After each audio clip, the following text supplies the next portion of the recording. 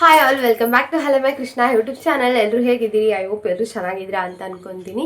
ಇನ್ನು ಯಾರೆಲ್ಲ ನನ್ನ ಚಾನಲ್ನ ಸಬ್ಸ್ಕ್ರೈಬ್ ಮಾಡದೆ ನೋಡ್ತಿದ್ರೆ ಪ್ಲೀಸ್ ಒಂದು ಸಬ್ಸ್ಕ್ರೈಬ್ ಮಾಡಿ, ಹಾಗೆ ವಿಡಿಯೋನ ಎಲ್ಲಿ ಸ್ಕಿಪ್ ಮಾಡದೆ ನೋಡಿ. ಇವತ್ತು ಮಾರ್ನಿಂಗಿಂದ ವ್ಲಾಗ್ನ ಶುರು ಮಾಡಿದ್ದೀನಿ. ಏನಪ್ಪ ಮಾಡ್ತಾಯಿದ್ದೀನಿ ಅಂತಂದರೆ, ತುಂಬ ದಿನ ಆದಮೇಲೆ ನಾನ್ ವೆಜ್ ಮಾಡ್ತಾಯಿದ್ದೀನಿ.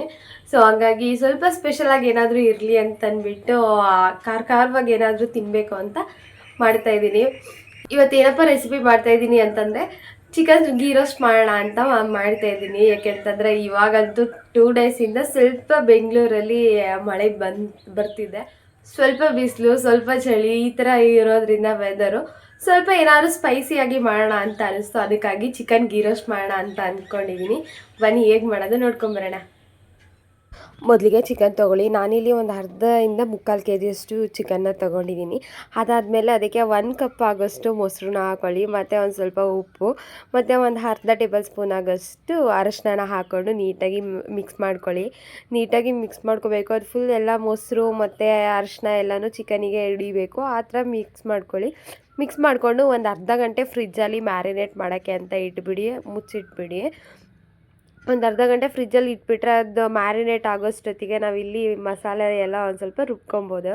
ಅದಾದಮೇಲೆ ಗ್ಯಾಸ್ನ ಹಚ್ಕೊಂಡು ಒಂದು ಪ್ಯಾನನ್ನು ಇಟ್ಕೊಳ್ಳಿ. ಪ್ಯಾನ್ ಇಟ್ಕೊಂಡು ಪ್ಯಾನಿಗೆ 1 ಪೀಸ್ ಚಕ್ಕೆ, ಒಂದು 2ರಿಂದ 3 ಲವಂಗ, ಮತ್ತು ಒಂದು 10 ಕಾಳು ಅಷ್ಟು ಮೆಂತ್ಯ ಇಷ್ಟನ್ನು ಹಾಕ್ಕೊಂಡು ನೀಟಾಗಿ ಡ್ರೈ ರೋಸ್ಟ್ ಮಾಡ್ಕೊಳ್ಳಿ. ಫುಲ್ ಅದೆಲ್ಲ ನೀಟಾಗಿ ಮೆಂತ್ಯದು ಕಲರ್ ಎಲ್ಲ ಚೇಂಜ್ ಆಗಬೇಕು, ಅಷ್ಟು ನೀಟಾಗಿ ಫ್ರೈ ಮಾಡ್ಕೊಳ್ಳಿ. ಅದಾದಮೇಲೆ 1 ಟೇಬಲ್ ಸ್ಪೂನ್ ಆಗೋಷ್ಟು ಜೀರಿಗೆ, 1 ಟೇಬಲ್ ಸ್ಪೂನ್ ಆಗೋಷ್ಟು ಮೆಣಸನ್ನು ಹಾಕ್ಕೊಳ್ಳಿ. ಅದೇ ಪ್ಯಾನಿಗೆ ಹಾಕ್ಕೊಂಡು ನೀಟಾಗಿ ಅದನ್ನು ಡ್ರೈ ರೋಸ್ಟ್ ಮಾಡ್ಕೊಳ್ಳಿ. ಅದಾದಮೇಲೆ ನೀವು ಒಂದು ಅರ್ಧ ಕಪ್ ಆಗೋಷ್ಟು ಧನಿಯಾ ಕಾಳನ್ನು ತೊಗೊಳ್ಳಿ. ಅದನ್ನು ಕೂಡ ನೀಟಾಗಿ ಫ್ರೈ ಮಾಡ್ಕೋಬೇಕು. ಫುಲ್ ಇದೆಲ್ಲನೂ ಡ್ರೈ ರೋಸ್ಟೇ ಮಾಡ್ಕೋಬೇಕು. ಅದು ಸ್ವಲ್ಪ ಕಲರ್ ಚೇಂಜ್ ಆಗ್ತಿದೆ ಅನ್ನೋವಾಗ ಒಂದು ಖಾರಕ್ಕೆ ಎಷ್ಟು ಬೇಕು ನಿಮಗೆ ಅಷ್ಟನ್ನು ಹಾಕ್ಕೊಳ್ಳಿ. ನಾನಿಲ್ಲಿ ಒಂದು 10 ಮೆಣಸಿನ್ಕಾಯಿ ಹಾಕಿದ್ದೀನಿ ಅಂತ ಅಂದ್ಕೊಳ್ಳಿ. ಒಂದು 8ರಿಂದ 10 ಮೆಣಸಿನ್ಕಾಯಿ ಹಾಕಿದ್ದೀನಿ. ಅದನ್ನು ನೀಟಾಗಿ ಫ್ರೈ ಮಾಡಿಕೊಂಡು ಡ್ರೈ ರೋಸ್ಟ್ ಮಾಡ್ಕೋಬೇಕು. ಎಲ್ಲನೂ ಡ್ರೈ ರೋಸ್ಟ್ ಮಾಡಿಕೊಂಡು ನೀಟಾಗಿ ಅದಾದಮೇಲೆ ಒಂದು ಜಾರಿಗೆ ಟ್ರಾನ್ಸ್ಫರ್ ಮಾಡ್ಕೊಳ್ಳಿ. ಜಾರಿಗೆ ಟ್ರಾನ್ಸ್ಫರ್ ಮಾಡಿಕೊಂಡು ಅದಕ್ಕೆ 1 ಗೆಡ್ಡೆ ಆಗೋಷ್ಟು ಬೆಳ್ಳುಳ್ಳಿನ ಹಾಕ್ಕೊಳ್ಳಿ. ನೋಡಿ, ಇಷ್ಟು ಬೆಳ್ಳುಳ್ಳಿ ಹಾಕ್ಕೊಂಡ್ರೆ ಸಾಕಾಗುತ್ತೆ. ಅದಾದಮೇಲೆ ಒಂದು ಅರ್ಧ ಲೆಮನ್ ಆಗೋಷ್ಟು ಹುಣಸೆಹಣ್ಣನ್ನು ತೊಗೋಬೇಕು. ಅದನ್ನು ಹಾಕಿಬಿಟ್ಟು ಒಂದು ಅರ್ಧ ಕಪ್ಪು ಅಥವಾ 1 ಕಪ್ ಆಗೋಷ್ಟು ನೀರನ್ನು ಹಾಕ್ಕೊಂಡು ನೀಟಾಗಿ ಫೈನ್ ಪೇಸ್ಟ್ ಮಾಡ್ಕೊಳ್ಳಿ. ಫುಲ್ಲು ಫೈನ್ ಪೇಸ್ಟ್ ಆಗಬೇಕು.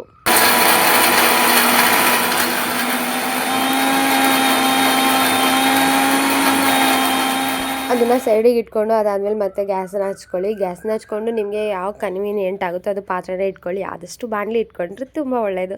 ಅದಾದಮೇಲೆ ಇದಕ್ಕೆ ಯಾವುದೇ ರೀತಿ ಆಯಿಲ್ ಎಲ್ಲ ಬಳಸೋಂಗಿಲ್ಲ, ಫುಲ್ಲು ತುಪ್ಪನೇ ಇರಬೇಕು.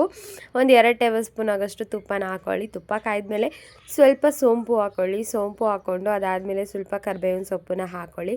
ಕರಿಬೇವಿನ ಸೊಪ್ಪು ಹಾಕ್ಕೊಂಡು ಅದು ಎರಡು ಸ್ವಲ್ಪ ಒಂಚೂರು ಬೆಂದ ಮೇಲೆ ನೀವು ಇಲ್ಲಿ ಏನು ಮ್ಯಾರಿನೇಟ್ ಮಾಡಿ ಇಟ್ಕೊಂಡಿರ್ತೀರಲ್ಲ ಚಿಕನ್ನು, ಅದನ್ನು ಹಾಕ್ಕೋಬೇಕು.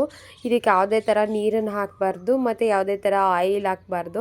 ನಿಮಗೆ ಇಲ್ಲ ತುಪ್ಪ ತಿನ್ನಲ್ಲ ಯಾರೂ ಅಂತ ಅಂದರೆ ಬೇಕಾದರೆ ಆಯಿಲ್ ಹಾಕ್ಕೊಂಡು ಮಾಡ್ಕೊಳ್ಳಿ, ಚೆನ್ನಾಗಿರುತ್ತೆ. ಅದಾದಮೇಲೆ ಸ್ವಲ್ಪ ಉಪ್ಪನ್ನ ಹಾಕ್ಕೋಬೇಕು. ಉಪ್ಪು ನೋಡ್ಕೊಂಡು ಹಾಕ್ಕೊಳ್ಳಿ, ಯಾಕೆಂದರೆ ಮ್ಯಾರಿನೇಟ್ ಮಾಡೋಕ್ಕೆ ಬೇಕಾದ್ರೂ ಉಪ್ಪನ್ನ ಹಾಕ್ಕೊಂಡಿರ್ತೀವಿ. ಹಾಗಾಗಿ ಇಲ್ಲಿ ಉಪ್ಪನ್ನ ನೋಡ್ಕೊಂಡು ಹಾಕ್ಕೊಳ್ಳಿ. ಅದಾದಮೇಲೆ ನೀಟಾಗಿ ತಿರುಗಿಸ್ಬಿಟ್ಟು ಒಂದು 2ರಿಂದ 3 ನಿಮಿಷ ಆಗೋಷ್ಟು ಬೇಯೋಕ್ಕೆ ಅಂತ ಬಿಟ್ಬಿಡಿ. ಅದು ಸ್ವಲ್ಪ ನೀರೆಲ್ಲ ಬಿಟ್ಕೊಂಡಿರುತ್ತೆ. ನೋಡಿ ಎಷ್ಟು ನೀರು ಬಿಟ್ಕೊಂಡಿರುತ್ತೆ ಅಂತ, ಅದೇ ನೀರು ಬಿಟ್ಕೊಂಡಿರುತ್ತೆ. ಸೊ ನೀವೇನು ನೀರು ಹಾಕೋ ಅವಶ್ಯಕತೆಯೇ ಇರಲ್ಲ. ಅದಾದಮೇಲೆ ನೀವೇನು ರುಬ್ಬಿಟ್ಕೊಂಡಿರ್ತೀರಲ್ಲ ಆ ಪೇಸ್ಟನ್ನು ಹಾಕ್ಕೊಳ್ಳಿ. ಆ ಪೇಸ್ಟನ್ನು ಹಾಕ್ಕೊಂಡು ನೀಟಾಗಿ ಮಿಕ್ಸ್ ಮಾಡ್ಕೊಳ್ಳಿ.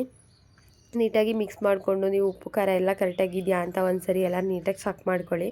ಚೆಕ್ ಮಾಡಿಕೊಂಡು ಅದಾದಮೇಲೆ ಅದು ಕುದಿಬೇಕಾದ್ರೆ ಸ್ವಲ್ಪ ಕೊತ್ತಂಬರಿ ಸೊಪ್ಪನ್ನು ಹಾಕ್ಕೊಳ್ಳಿ. ಕೊತ್ತಂಬರಿ ಸೊಪ್ಪು ಹಾಕೋದ್ರಿಂದ ಟೇಸ್ಟ್ ಅಂತೂ ಸಖತ್ತಾಗಿ ಬರುತ್ತೆ. ಸೊ ಹಂಗಾಗಿ ಕೊತ್ತಂಬರಿ ಸೊಪ್ಪನ್ನ ಹಾಕ್ಕೊಂಡು ನೀಟಾಗಿ ಮಿಕ್ಸ್ ಮಾಡ್ಕೊಳ್ಳಿ. ನೀಟಾಗಿ ಮಿಕ್ಸ್ ಮಾಡಿಕೊಂಡು ಕುದಿಯೋಕ್ಕೆ ಬಿಡಿ. ನೋಡಿ ಮುಗ್ದೇ ಹೋಯ್ತು. ಎಷ್ಟು ಚೆನ್ನಾಗಿ ಬರುತ್ತೆ ಅಂತಂದರೆ ಟೇಸ್ಟು ಸಖತ್ತಾಗಿ ಬರುತ್ತೆ, ತುಂಬ ಚೆನ್ನಾಗಿ ಬರುತ್ತೆ. ಇದನ್ನು ನೀರು ದೋಸೆಗೆ ತಿಂದ್ರಂತೂ ನಿಜವಾಗ್ಲೂ ಸಖತ್ ಕಾಂಬಿನೇಷನ್ ಅಂತ ಅಂದ್ಕೊಳ್ಳಿ. ನೀರು ದೋಸೆ ಜೊತೆಗೆ ನಾನಿಲ್ಲಿ ಇವತ್ತು ಇದಕ್ಕೆ ಚಪಾತಿನ ಮಾಡ್ಕೊಂಡಿದ್ದೆ. ನೀವು ಚಪಾತಿ, ರೈಸು ಅಥವಾ ನೀರು ದೋಸೆ ಏನಾದರೂ ಮಾಡ್ಕೋಬೋದು, ತುಂಬ ಚೆನ್ನಾಗಿ ಬರುತ್ತೆ. ಒಂದ್ಸರಿ ಮನೆಯಲ್ಲಿ ಟ್ರೈ ಮಾಡಿ ನನಗೆ ರೆಸಿಪಿ ಹೇಗೆ ಬಂದಿತ್ತು ಅಂತ ಕಮೆಂಟಲ್ಲಿ ತಿಳಿಸಿ, ಆಯಿತಾ? ಐ ಹೋಪ್ ಈ ವಿಡಿಯೋ ಎಲ್ರಿಗೂ ಇಷ್ಟ ಆಯಿತು ಅಂತ ಅನ್ಕೋತೀನಿ. ಇಷ್ಟ ಆಗಿದ್ರೆ ಪ್ಲೀಸ್ ಒಂದು ಲೈಕ್ ಮಾಡಿ, ಹಾಗೆ ಶೇರ್ ಮಾಡಿ. ನಿಮ್ಮ ಅನಿಸಿಕೆ ಏನಾದರೂ ಇತ್ತು ಅಂದರೆ ಕಮೆಂಟಲ್ಲಿ ತಿಳಿಸಿ. ಮತ್ತಷ್ಟು ಸಿಂಪಲ್ ರೆಸಿಪಿಗಾಗಿ ಹಲಮ್ಯ ಕೃಷ್ಣ ಯೂಟ್ಯೂಬ್ ಚಾನಲ್ನ ಸಬ್ಸ್ಕ್ರೈಬ್ ಮಾಡಿ ಅಂತ ಕೇಳ್ತಾ ಈ ವ್ಲಾಗ್ನ ಇಲ್ಲಿಗೆ ಎಂಡ್ ಮಾಡ್ತಾ ಇದ್ದೀನಿ. ಹಾಗೆ ನಿಮ್ಮ ಸಪೋರ್ಟ್ ಯಾವಾಗಲೂ ಹೀಗೆ ಇರಲಿ. Thank you all.